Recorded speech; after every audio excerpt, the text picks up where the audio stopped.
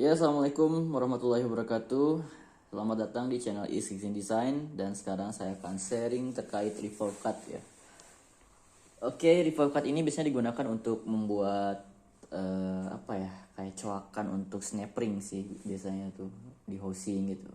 Oke, langsung aja kita ke right plan. Kira-kira saya buat dulu ya. Contohnya seperti inilah ya. Ini hanya sekedar contoh aja teman-teman. Misal ini 50, lalu ininya 150 dan kita extrude dulu. Contohnya seperti ini ya, dan kita akan membuat coakan snap ring di dalam sini.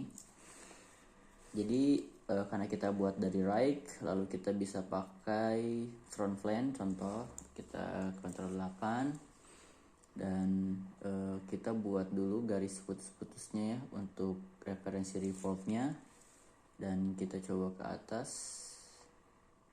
Karena tadi kita buat ini tuh 50 ya, otomatis kan jari-jarinya 25. Nah, kita di sini buat aja 25. Dan kita di sini beri jarak untuk jarak antara coakan itu ya kira-kira 2 mili mungkin ya. Dan di sini kita baru buat semacam kotak. Dan biasanya itu kurang lebih sini juga 2 mili. Kedalamannya ya kurang lebih juga 2 mili. Untuk ininya sih sebenarnya sembarang ya, 4 juga nggak masalah. Yang terpenting itu titik dari ini ke dalamnya itu harus 2 mili. Oke, saya coba tingkatkan dulu image quality-nya. Oke. Nah, kurang lebih seperti ini teman-teman untuk coakannya itu, untuk snap ring-nya.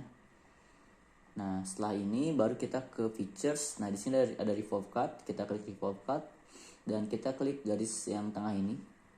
Lalu kita checklist. Dan ini udah kebentuk ya, sebuah coakan untuk snap ring. Lalu misal kita mau buat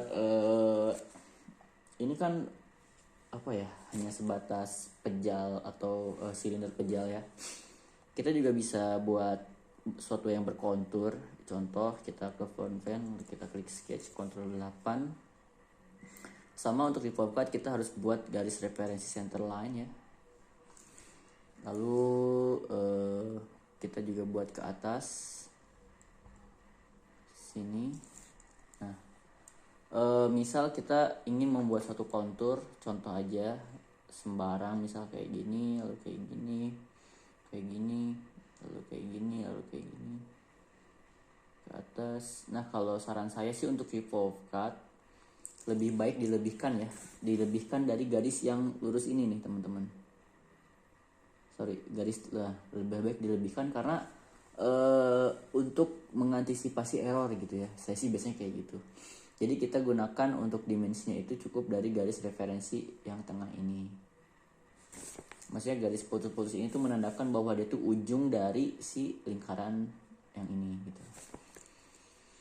Seperti biasa kita kasih dimensi sampai fully define.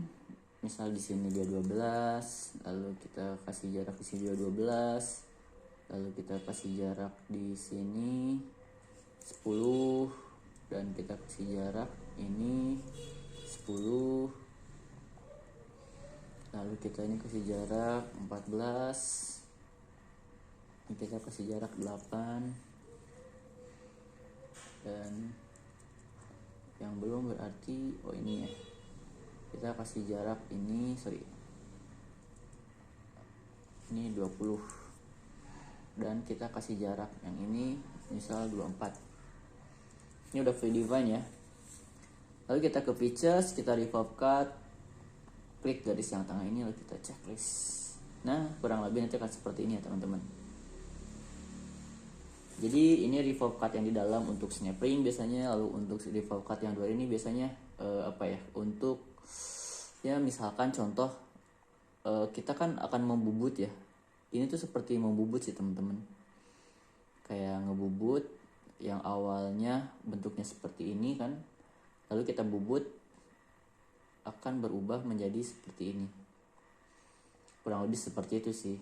Akan untuk orang yang suka ngebubut biasanya akan lebih mudah menggunakan revolve cut ya, karena dia biasanya ini tuh digunakan untuk membuat seal sih. Revolve cut ini, revolve cut dengan revolve boss itu digunakan untuk membuat seal biasanya.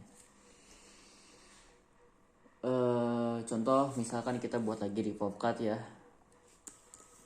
oh bukan right plane ya tapi front plane. Select sketch, Ctrl 8, kita sama tetap buat lurus seperti ini. Contoh kita akan buat revolve cut